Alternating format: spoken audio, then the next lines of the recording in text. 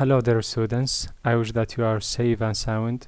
We're going to talk about inflectional affixes, but before that I recommend you to read and review the first part of this chapter before watching this video, because that will help you to fully understanding of morphemes.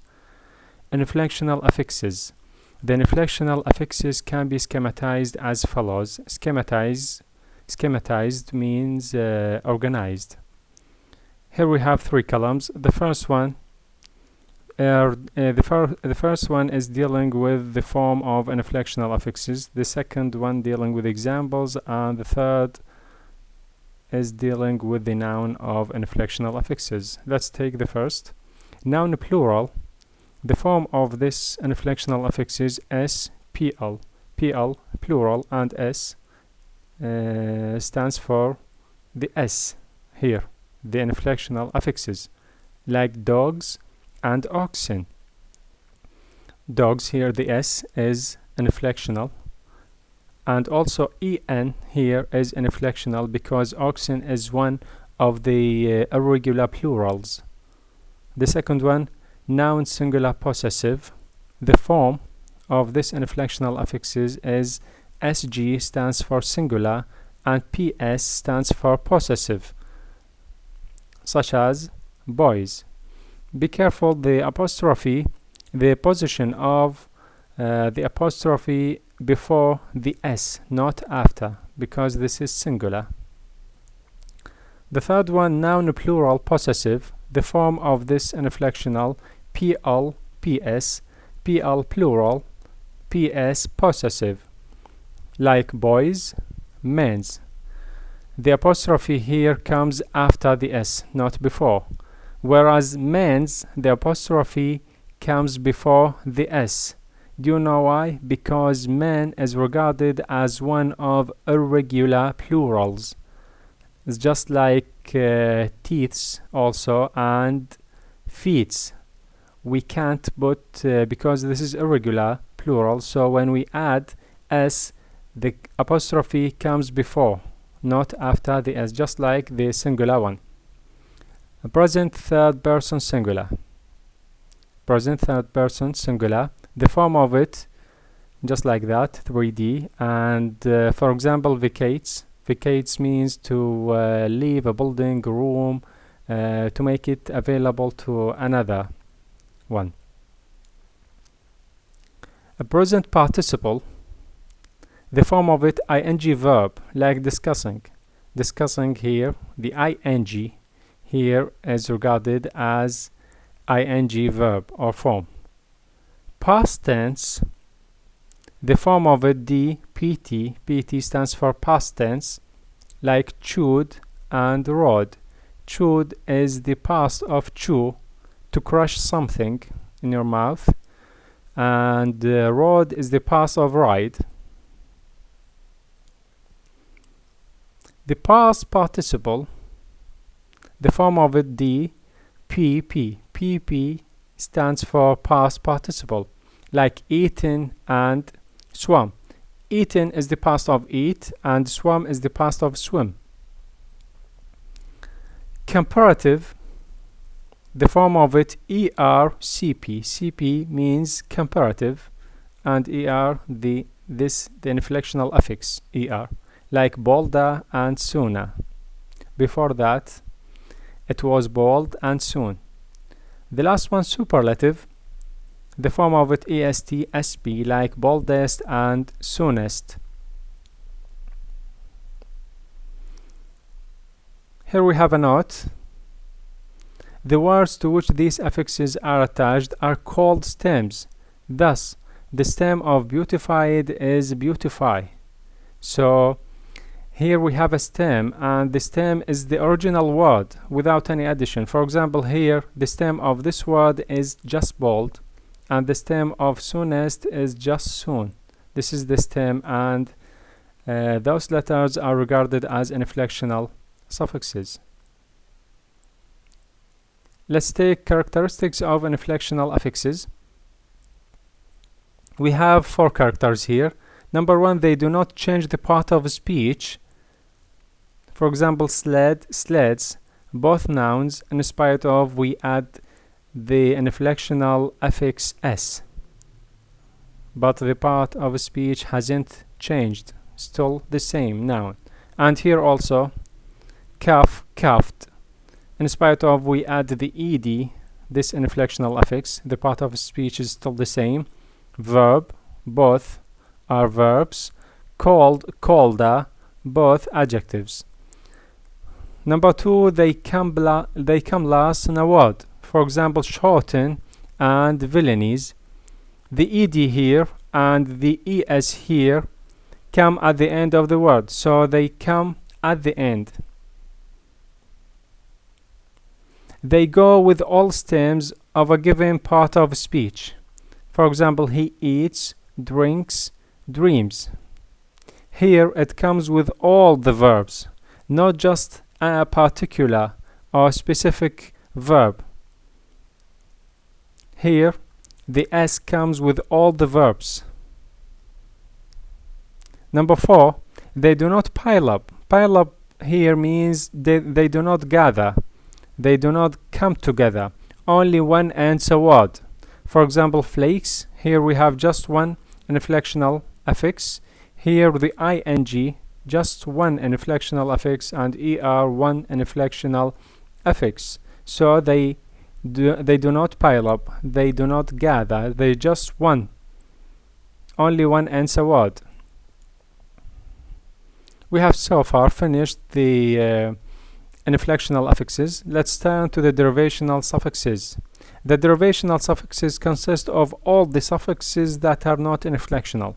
So any suffix, if it's not inflectional, is regarded as derivational. Characteristics of derivational suffix. The first one, the words with the derivational suffixes combine is an arbitrary matter. What's the meaning of arbitrary matter? It means that the process here is not systematic. For example, adorn as a verb, when we add meant into this verb, it turns into a noun. Whereas fail is also a verb, but we add ure and it turns into a noun. So here we haven't, or we didn't add meant also. The addition here is different, but the result is noun. So the process is not systematic. The process is arbitrary. Sometimes we add meant, sometimes we add ure, and other derivational suffixes can be added, but the result is the same. For example, here noun and here also noun. The second one, in many cases but not all, a derivational suffix changes the part of speech of the word to which it is added. For example, here act is a noun and it turns into adjective by adding the derivational suffix ive, and also it turns into verb by adding the derivational suffix ivate. So here act is a noun, then it turns into adjective, then it turns into a verb. So in many cases but not all, and it's not always, the derivational suffix change the part of a speech. Number 3, derivational suffixes usually do not close off a word. They do not come at the end, or they do not finalize the word. For example, fertilize.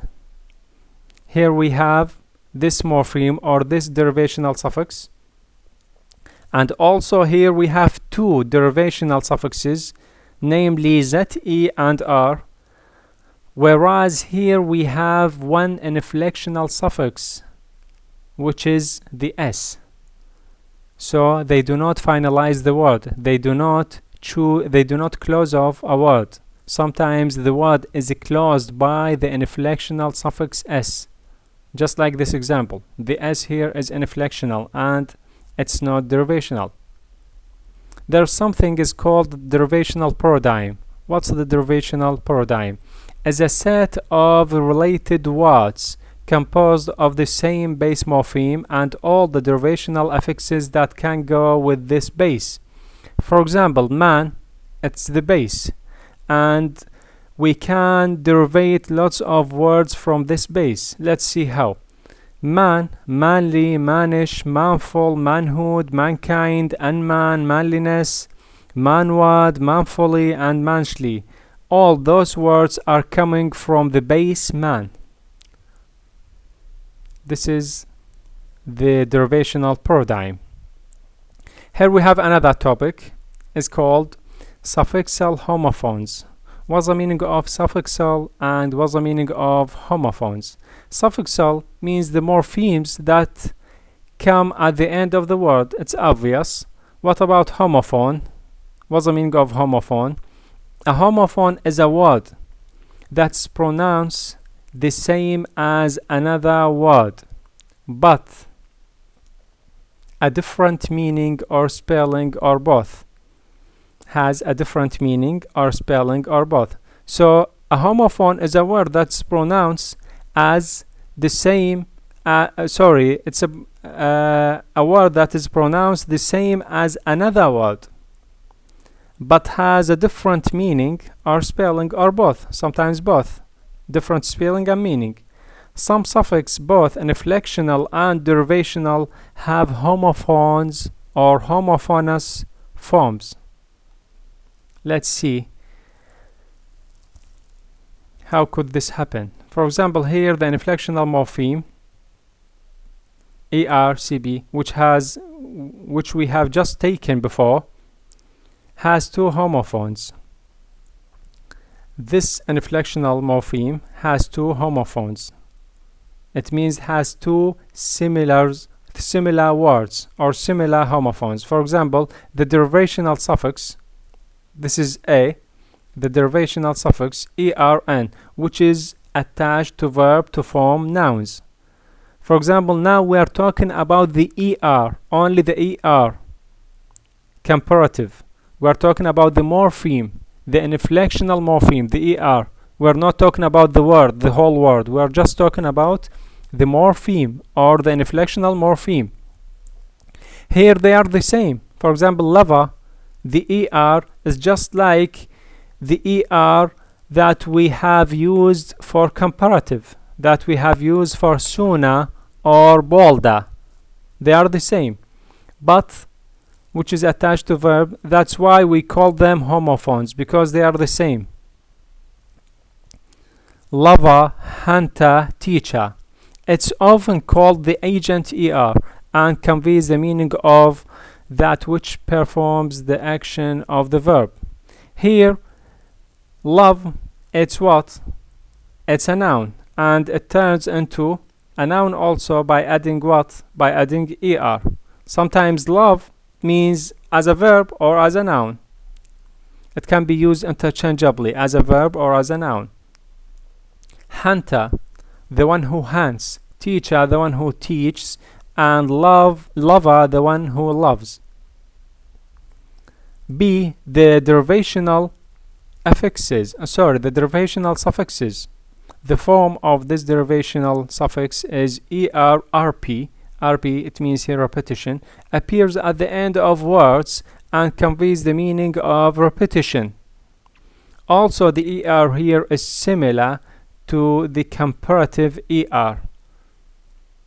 But the situation is different because those words conveys the meaning of repetition. For example, mata, the one who speak quietly and continuously. Also chata, the one who chats. Pata, the one who speak continuously. So they are all, for example, conveys the meaning of repetition.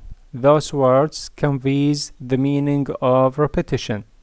But the ER is still the same like the ER of comparatives. Number 2, the verbal and inflectional suffix ing verb has two homophones. Here we have two homophones in ing. For example, the nominal derivational suffix. For example, meetings, weddings, and readings the ing here in those three words, just like the ing verb. Just like the ing verb. But they are different because they are nominals here. They are not verbs. They are nominals. Nominal derivational. This is A. B. The adjectival morpheme ing, ag stands for adjectival. For example, a charming woman. A charming woman here. A charming is adjectival. It's not it's not an ing verb. So you may ask here, how could we differentiate between the verbal inflectional and the adjectival morpheme? How can we differentiate between those three things? Here we have a test. For example, there is a test by which the verbal ing verb can be distinguished from the adjectival. The adjectival can be preceded by qualifier like very, rather, quite, or by more and must. So bear in mind that the adjectival can take qualifier like very, rather, quite, or it can take also more and must. For example, it's a very comforting thought. Comforting here is what? Adjectival, because it takes very. Here's another example. This is a more exciting movie. Exciting here also adjectival because it takes more. For example, if we have a verb, just like this one, an inflectional suffix, a verbal and inflectional suffix. I'll give you an example, oral example. For example, if I use this sentence, I saw a burning house. Burning in this sentence is what is verbal. Let's see, can I add more or very to this sentence? I see a very burning house. This is totally wrong sentence. And also I see more burning house. This is also a wrong sentence. So more and the qualifiers only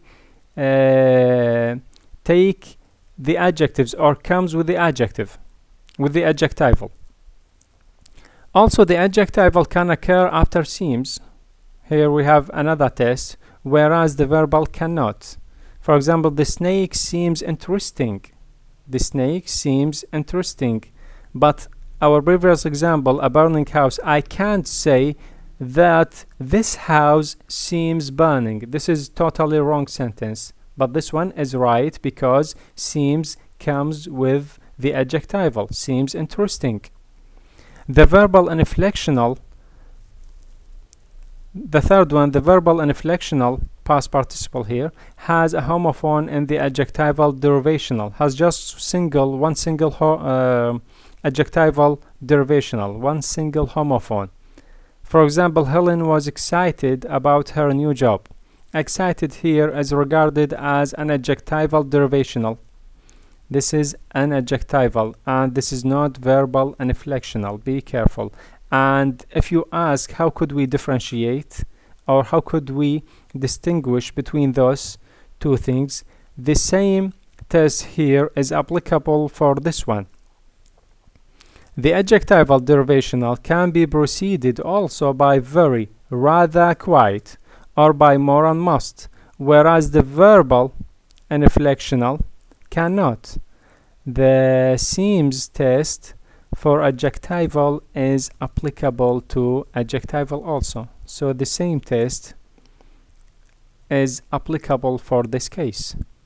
Number 4, the adverbial derivational suffix is added to most adjectives to form adverbs of manner, as in rich, richly, kind, kindly. Here rich is an adjective and it turns into adverb by adding ly, richly, kind, kindly.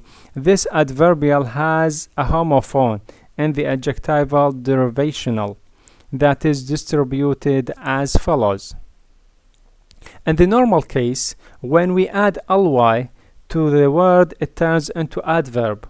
But there are some exceptions for this rule. For example, here, because it has one homophone, this adverbial derivational suffix has just one homophone, which is what?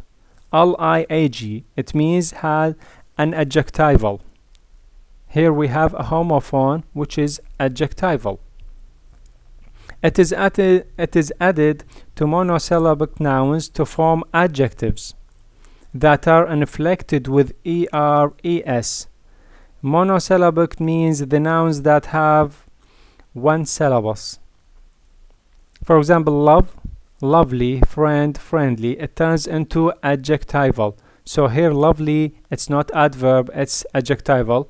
Friendly also, it's not adverb, it's adjectival. And also they are inflected with ER and EST. I can say lovelier and friendlier. Loveliest, friendliest. Okay.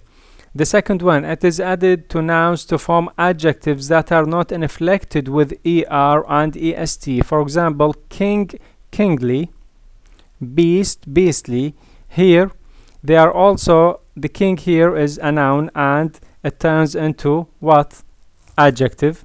Beast, beastly, also adjectival. Beastly and kingly here are regarded adjectivals, but they are not inflected with ER. I can't say kinglier, this is wrong. And I can't say beastlier, this is also wrong. The third one, it is added to view adjectives giving alternate adjectival forms that are also inflected with ER and EST. For example, dead, deadly, live, lively. Here, deadly and lively, it can be used interchangeably as adverb and as what? As adjective.